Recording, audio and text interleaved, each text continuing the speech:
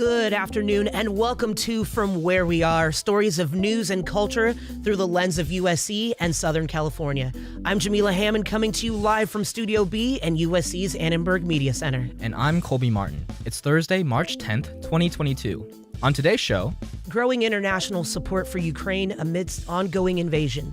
Pregnant women going for healthcare, being injured by, a missile, a bomb, in an unprovoked, unjustified war. proposals to further enhance protection for renters in Los Angeles, and agreements reached between Major League Baseball and its athletes over salary disputes. Ooh, I'm excited about that. All that and more, but first, these news headlines. For Annenberg Media News, this is Claire Fogarty. The Russian invasion of Ukraine entered its third week today. Vice President Kamala Harris called for an international war crime investigation into Russia over its invasion of Ukraine today during a press conference in Warsaw. Russia and Ukraine discussed a 24-hour ceasefire during the highest-level talks since the war began, but failed to find common ground. California's average price for a regular gallon of gas hit $5.75 on Wednesday, $1.32 more than the national average of $4.25. There are no signs of prices slowing down, and though Gavin Newsom has promised an eventual tax rebate, there is no immediate relief for consumers. The Department of Labor reported consumer inflation rise of 7.9% over the past year, the sharpest spike since 1982. Record inflation has become a top political threat to President Joe Biden and congressional Democrats as the midterm elections draw closer. Today, the Purdue Pharma Sackler family had a U.S. bankruptcy court hearing. Over 20 people affected by opioid addiction gave emotional statements about how OxyContin impacted their lives. Former USC water polo coach Jovan Vavich's Operation Varsity Blues trial opened today. Vavich received $250,000 in bribes in exchange for faking athletic credentials for two Trojan recruits. He is the only coach of the many implicated to challenge his charges in court. Those are some of the top news stories of today.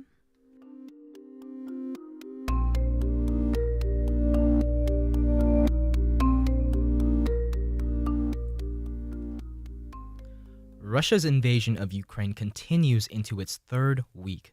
While efforts to end the attacks have failed to produce results, the international community continues to get more involved with supporting Ukraine. Michael Gribben reports. Russian forces continue to gradually push forward into Ukrainian population centers today as they face fierce opposition from territorial defense forces. Russian troops also laid siege to Chernihiv near the Belarus border as the city's death toll continues to rise. Heavy fighting continues near the capital of Kyiv. Russian forces gained control of the town Bucha outside of the city and moved southwest to try and encircle the capital. Russia also continued its attack on the port city of Mariupol, where Russian forces shelled a maternity hospital Wednesday, killing 3 people and injuring at least 17, according to Ukrainian officials. During a joint press conference in Warsaw this morning with Poland's president, U.S. Vice President Kamala Harris called for investigation of potential Russian war crimes. But just limited to what we have seen. Pregnant women going for healthcare, being injured by, a missile, a bomb, in an unprovoked, unjustified war.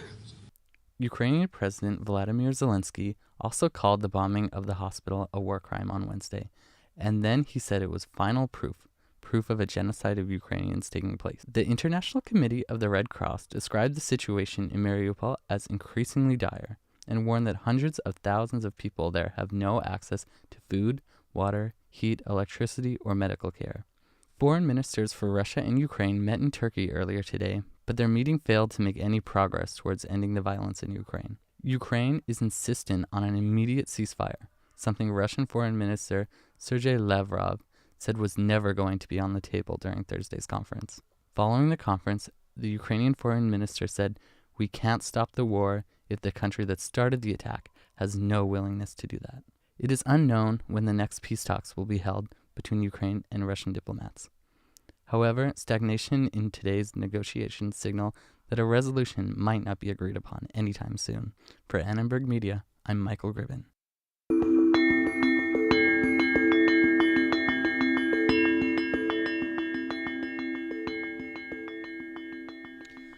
Three Los Angeles City Council members introduced new renter protection measures yesterday.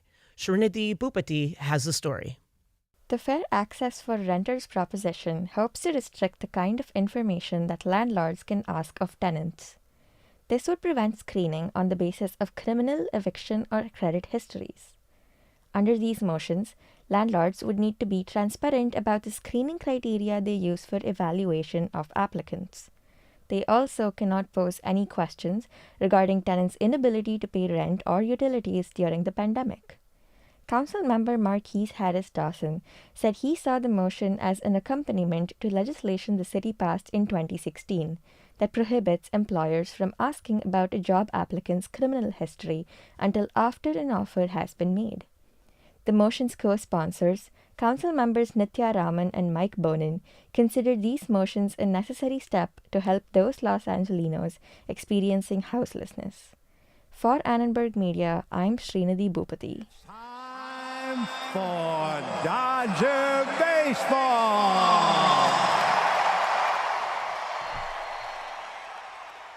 Now, your ears do not deceive you. America's greatest pastime is getting back into the swing of things.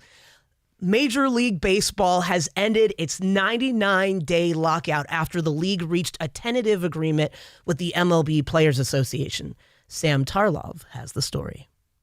The agreement outlines various changes that aim to stop some of the practices that have allowed team owners to claim a greater percentage of the team's profits. Some of the biggest changes include increasing the competitive balance tax threshold for team payrolls from $210 million to $230 million. The competitive balance tax is known as a luxury tax, and it's designed to cap how much baseball clubs spend in order to ensure fair competition. Teams who spend more than the designated threshold must pay revenue taxes that go towards player benefits and funding smaller teams. Basically, a lower tax threshold leads to teams spending less and players reaping less of the profits. Another term agreed to will raise the player's starting salary from $570,000 to $700,000. The agreement, which will remain in place for the next 5 years, will allow for spring training to open this weekend and the current 2022 season to take place in its entirety. Opening day of the 2022 season will take place on April 7th. For Annenberg Media, I'm Sam Tarlov.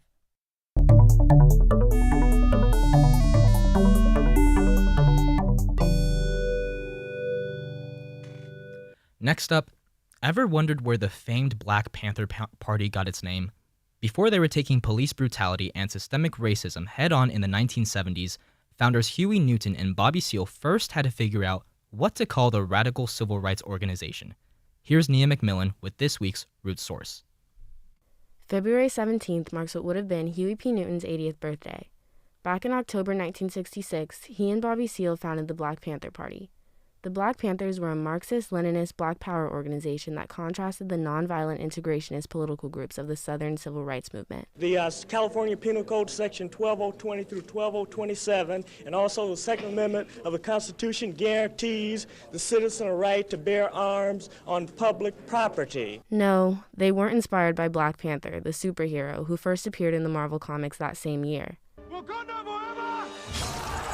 And contrary to a popular misconception, Stan Lee didn't name the character in reference to what the political group was stirring up in Oakland. Get that association out of your head. So, where did the Black Panthers get their name, and how did it spread to become almost synonymous with the Black Power movement? Let's take it back to 1965. While working with the Student Nonviolent Coordinating Committee, or SNCC, to increase Black voter registration in Alabama, Kwame Ture, then known as Stokely Carmichael, founded the Lowndes County Freedom Organization. Yes, that Kwame Ture, who would become the chairman of SNCC and eventually the prime minister of the Black Panther Party. Well, the Lowndes County Freedom Organization used a Black Panther as its mascot, juxtaposing the white-dominated local Democratic Party mascot, a white rooster. Huey P. Newton and Bobby Seale adopted the symbol and created the Black Panther Party. Newton believed it was representative of the organization's main goal, defense of Black people against oppressive systems and state-sanctioned violence by the police. Use the Black Panther as our symbol because of the nature of a panther. The panther doesn't strike anyone, but when he's assailed upon, that he'll back up first. But if the aggressor continues, then he'll strike out. But self-defense wasn't the only thing on the party's agenda. They were fighting the evils of capitalism just as much as those of white supremacy. They implemented community health clinics for education and treatment of diseases, including sickle cell anemia, tuberculosis, and sexually transmitted diseases. And their free breakfast program fed tens of thousands of hungry kids across the country before school. Let's just summarize it. We want housing, we want clothing, we want education, we want justice, and we want peace. Long before T'Challa was teaming up with the Avengers, the fierce Black Panther symbolized the Black vote, thanks to Kwame Ture, and then Black Power, thanks to Huey P. Newton and Bobby Seale. And its 9 lives don't seem to be running out anytime soon. For Annenberg Media, I'm Nia McMillan.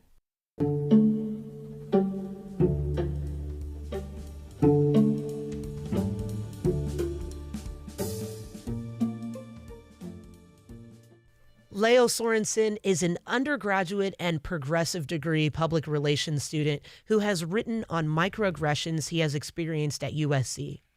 Identified as an individual with multiple disabilities, Leo has come in to further discuss the lack of proper equity he encounters and possible solutions to tackle.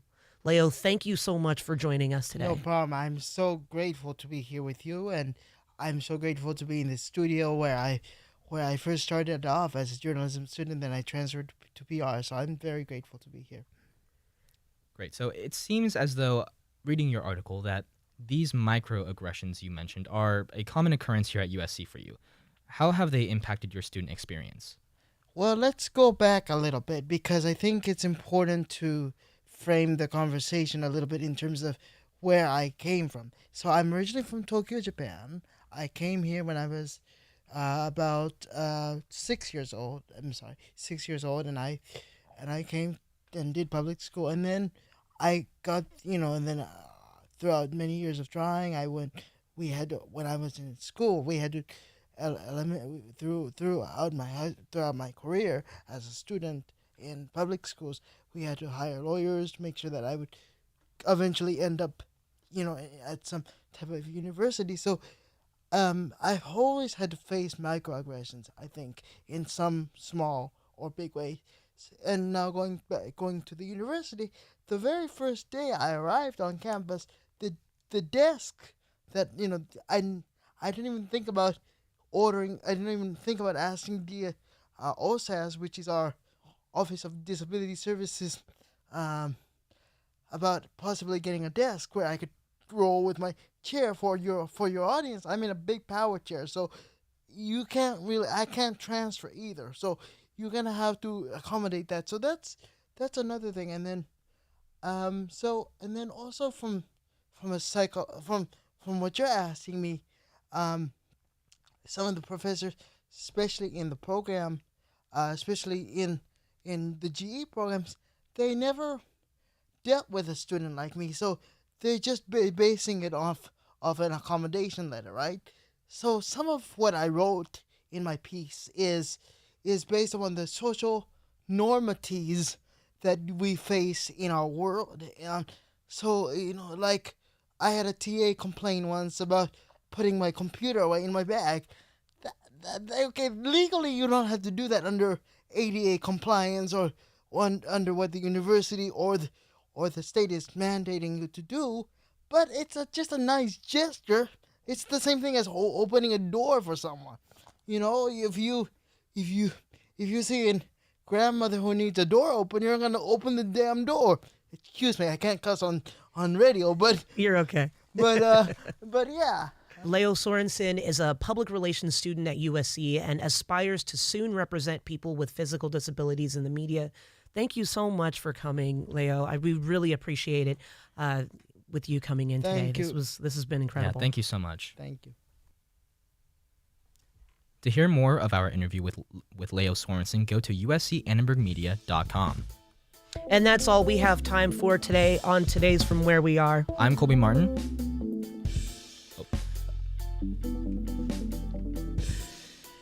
And that's all we have time for on From Where We Are.